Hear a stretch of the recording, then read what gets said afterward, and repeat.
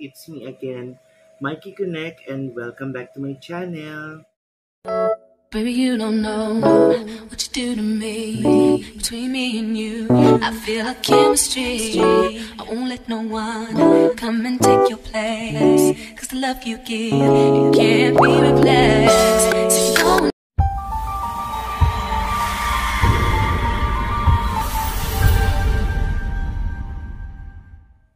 Ayan, for today's content, actually it's been a while na nakagawa ulit ako ng vlog.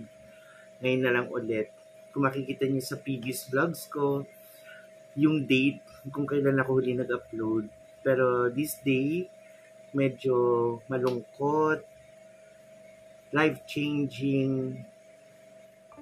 Siyempre, malungkot talaga, malungkot. Kaya kung mapapansin niyo, medyo hindi ako lively nung nag-intro ko.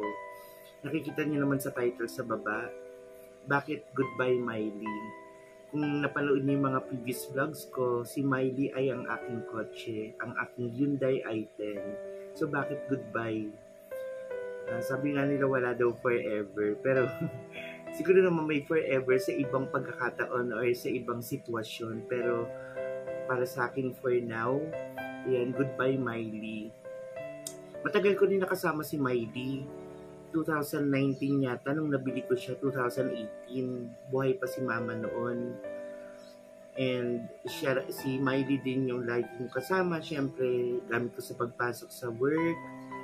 And actually, malaki ang naging bahagi ni Miley sa aking buhay. Kasi nung time na nasa ospital si mama, sa National Kidney Hospital, si Miley na ang kasama ko. And by the way, wala akong kapatid, nag-iisang anak lang ako. So si Miley ang aking gamit ng transportation sa paghatid kay mama sa ospital, back and forth dito sa bahay pag may mga kailangan. At nung time na nawala si mama, si Miley ang kasama ko.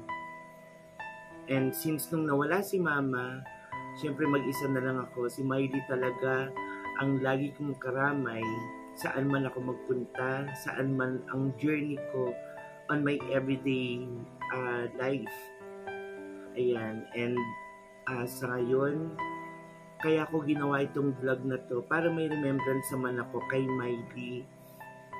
Kasi, mga kakonek, ibebenta ko na si Miley. It just so happened na talagang sirain na si Miley. And sa mga car enthusiast dyan o sa mga may mga kotse, alam naman natin na ang kotse in 5 years, lumalabas na ang mga sakit niyan. Especially kapag nabili ninyo ang kotse na second hand at hindi brand new. Ayan, so lately, last year and this year, sobrang ang dami ko nang napaayos kay Miley. Yung makina, yung brake, gulong, and everything. And since masyado nang malaki na ilalabas kong pera, I've decided na basta, hindi ko muna sasabihin, next vlog na lang. Ayun, kaya ang gagawin ko after this is ipa-flash ko lahat ng memories ko kay Miley from the time na nabili ko siya, nung napabless ko siya, and lahat ng journey ko kay Miley. And i-voice over ko na lang mamaya para from time to time pwede kong balikan tong video na ito. Mabenta ko man siya ngayon at wala na siya sa piling ko, mababalikan ko tong video na to. Actually, naiiyak ako siyempre. Kahit hindi tao tong kotse o si Miley. Yun nga.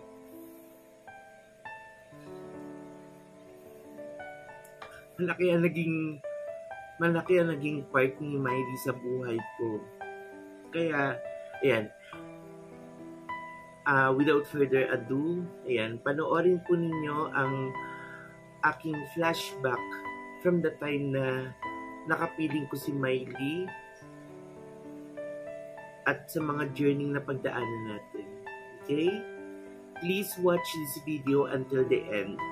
And please don't skip the ads, mga kakonek.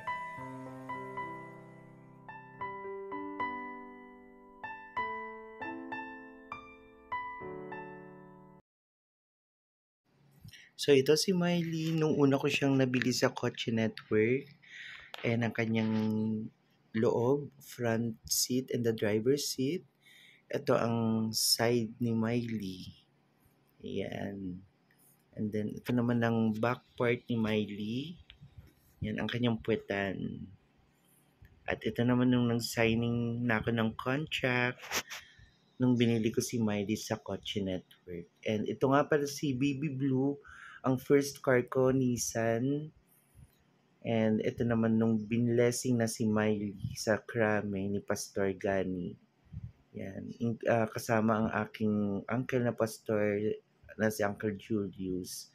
Ito naman ang bagong accessory na binili ko, touchscreen na entertainment. And ayan, si Miley na nasa bahay na. Andun si Mama na extra pa. Ayan, ang right side ni Miley naman. Ayan, and ang left side ni Miley. And dito naman sa susunod ay, ayan, syempre kasama ang mga tropa. Saan ba lakad namin ito? Mukhang papunta kami ng Liliulag, Quezon Real to, nabiyahe ka na ng Quezon Real. Ito naman, drive-thru ako sa McDo yata. Ayan, kasama kong aking mga pamangkin. And pupunta kami nito sa Santo Rosario para dalawin si Mama at si Papa. Ayan, we're on our way to Santo Rosario Cemetery. Ayan, sa bundok ang daan namin, if I'm not mistaken. Ayan, yan yung going to Timberland. And meron pa ako mga puppies and everything sa harap ng dashboard. At ito naman yung kasal ng aking pinsan.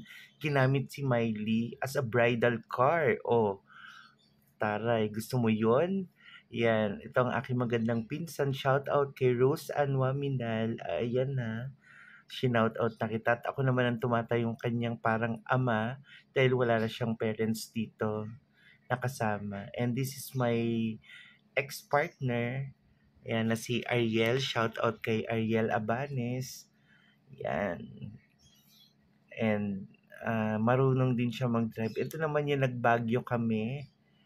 Kasama sila Makalinaw family. And ito naman, first stopover namin sa Baguio na hinagaan pa ng dinosaur na mascot.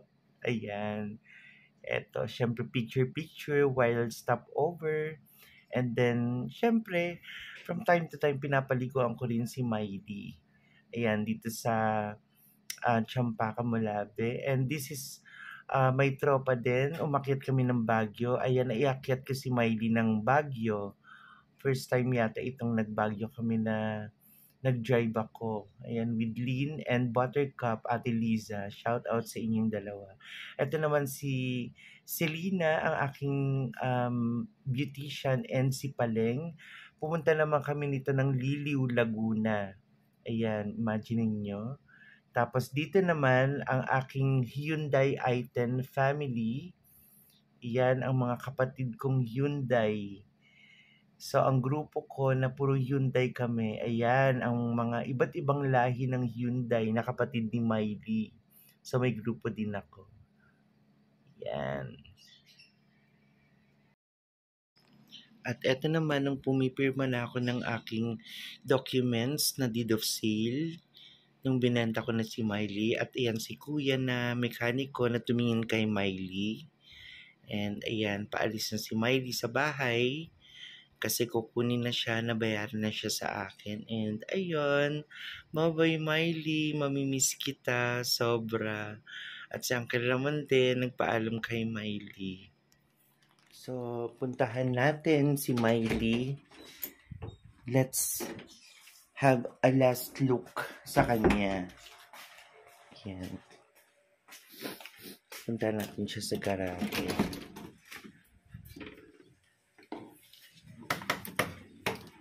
Ayan. So, mga kakonek, sa mga nakakapanood ng aking vlog, this is my precious Miley.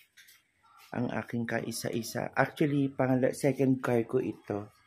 Na talagang ito yung tumagal sa akin. Ayan. And then ito pa yung aking sticker decals. Si Papa, si Mama at ako. Yan ang kanyang back and pasok tayo sa loob.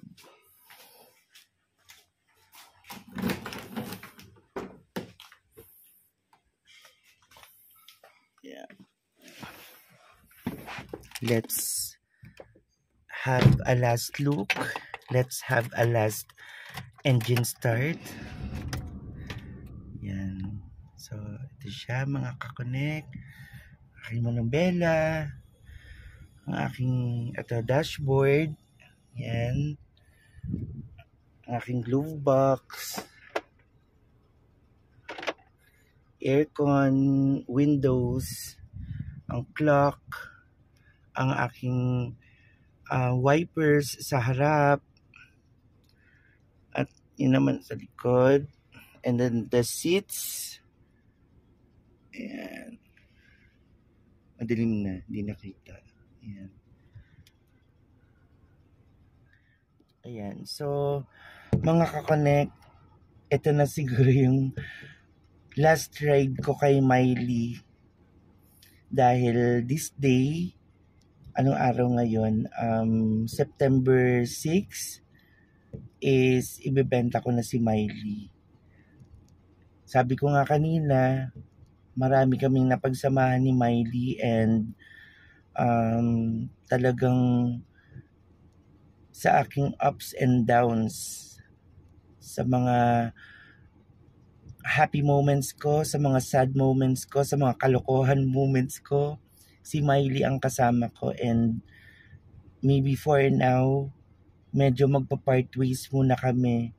And I hope na sana yung susunod na maging may-ari nito is alagaan din si Miley. Yan. Actually, malungkot talaga. Ayoko na maging emotional since mahaba naman ang pagsamahan namin, pero siguro hanggang dito na lang muna. Ayan. So, I think that will be all for my vlog today. Siguro sa mga nakakapanood ng videos ko, nalulungkot din kayo or even kayo na meron ding sasakyan at the time na ibebenta nyo na siya, talagang mararamdaman nyo rin.